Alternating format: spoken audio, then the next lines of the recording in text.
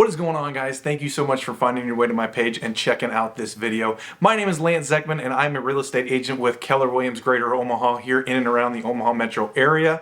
Today's video is going to be what I believe is the biggest mistake when buying a new home. Stay tuned, I'm going to throw a couple of extra mistakes that I think buyers make when they are buying a new home, but let's go ahead and jump into it on the other side. We'll see you.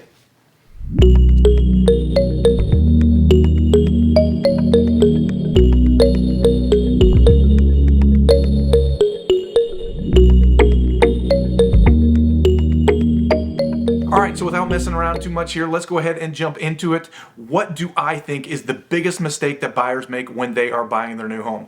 Well, believe it or not, I think it's overspending. When you go to a lender, they tell you, hey, you are able to spend upwards of $350,000.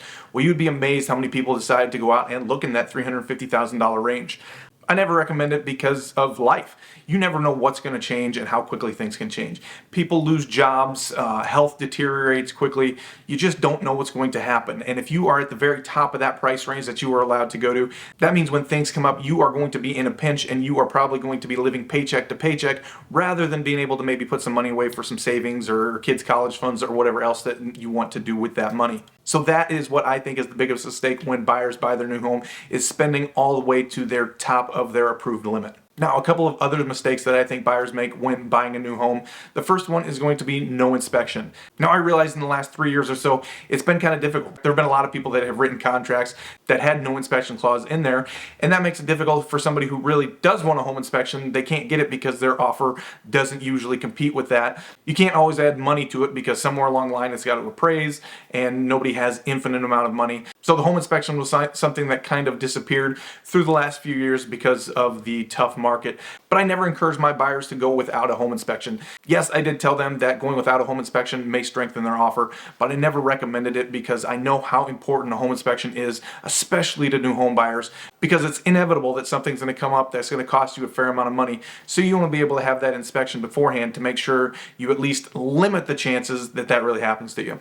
And the second bonus mistake that I think buyers make is having an agent that does not do their research to find out what homes have been selling for in and around the neighborhood. Whenever I help somebody make an offer, I do research in the neighborhood to find out what things have been selling for and things like that. Now, I know in the past few years it's been really tough to do that. Doesn't mean I haven't done it, but sometimes it's felt like throw something at a wall and see what sticks as far as price goes, because you just didn't know what other people were going to be offering, and it wasn't very easy.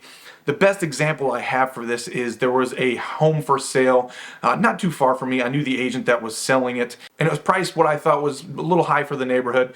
It sat there for around 2 weeks, and then all of a sudden they got an offer for well above asking price.